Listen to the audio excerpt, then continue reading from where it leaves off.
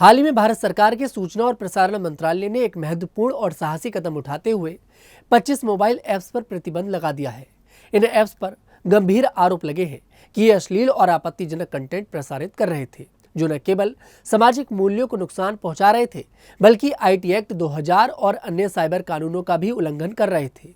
इस कदम के पीछे सरकार का उद्देश्य डिजिटल प्लेटफॉर्म्स को साफ सुथरा और समाज के लिए सुरक्षित बनाना है, ताकि बच्चों, युवाओं और समाज के अन्य वर्गों पर इसका नकारात्मक प्रभाव ना पड़े। सरकार द्वारा प्रतिबंधित किए गए 25 ऐप्स में Alt, Ullu, Wig shots app, Desi Flix, बोमैक्स, Navarasa Lite, Gulab app, Kangan app, bull app, Jalwa app, Wow Entertainment, Look Entertainment, Hit Prime, फेनियो, Show X, Soul Talkies, Adda TV, Hot X VIP, Halchal app, Mod X, Neon X VIP, Show Hit, फूगी, मौजफ्लिक्स और ट्रीफ्लिक्स शामिल हैं।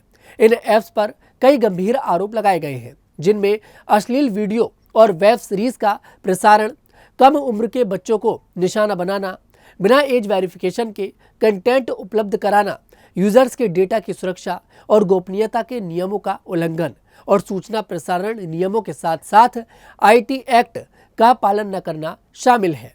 इन apps पर उपलब्ध कंटेंट को बिना किसी सेंसरशिप या निगरानी के प्रसारित किया जा रहा था, जिसके कारण समाज में अनैतिकता और मोरल डिग्रेडेशन को बढ़ावा मिल रहा था। खासतौर पर इन ऐप्स पर मौजूद अश्लील वेब सीरीज और वीडियो आसानी से बच्चों और युवाओं तक पहुंच रहे थे, जो सामाजिक और नैतिक मूल्यों के लिए एक बड़ा खतरा बन गया था। दरअसल आज के डिजिटल युग में सोशल मीडिया और ऑनलाइन प्लेटफॉर्म्स का प्रभाव तेजी से बढ़ रहा है। लोग मनोरंजन, शिक्षा, सूचनाओं के लिए इन प्लेटफॉर्म्स पर निर्भर हो गए हैं। हालांकि इस डिजिटल क्रांति के साथ साथ कुछ नकारात्मक पहलू भी सामने आए हैं। कई डिजिटल प्लेटफॉर्म्स ऐसे कंटेंट को बढ़ावा दे रहे हैं जो समाज के लिए हानिकारक हैं। विशेष रूप से अश्लील और आपत्तिजनक कंटेंट वाली वेब सीरीज और वीडियो सोशल मीडिया पर वायरल हो रहे हैं, जो न केवल युवाओं बल्कि बच्चों के मानसिक स्वास्थ्य पर भी बुरा प्रभाव डाल रहे हैं।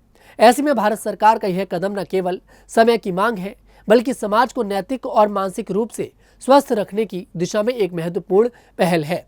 सरकार ने स्पष्ट किया है कि डिजिटल प्लेटफॉर्म्स पर केवल ऐसे कंटेंट को प्राथमिकता दी जाएगी जो साफ सुथरी हो और समाज के सभी वर्गों के लिए उपयुक्त हो। इस प्रतिबंध के बाद समाज के विभिन्न वर्गों से मिलीजुली प्रतिक्रियाएं सामने आ रही हैं। कई लोगों ने सरकार के इस कदम की सराहना की है, क्योंकि उनका मानना है कि अश्लील और अनुचित कंटेंट समाज में नकारात्मकता फैलाती है और विशेष रूप से युवाओं और बच्चों के लिए हानिकारक है। खासतौर पर पेरेंट्स ने इस फैसले का स्वागत किया है, क्योंकि वे अपने बच्चों को ऐसे कंटेंट से बचाने के लिए चिंतित थे। हालांकि कुछ लोग इस प्रतिबंध को अभिव्यक्ति की स्वतंत्रता पर हमला मान रहे हैं। उनका मानना है कि डिजिटल प्लेटफॉर्म्स को सेंसर करने से पहले सरकार को और अधिक पारदर्शी प्रक्रिया अपनानी चाहिए थी। फिर भी यह तथ्य निर्विवाद है कि समाज में नैतिकता और मानसिक स्वास्थ्य को बनाए रखने के लिए कुछ हद तक सेंसरशिप और निगरानी जरूरी है। डिजिटल युग ने हमें अनगिनत अवसर प्रदान किए हैं, लेकिन इसके साथ ही कुछ चुनौतियां भी सामने आई हैं।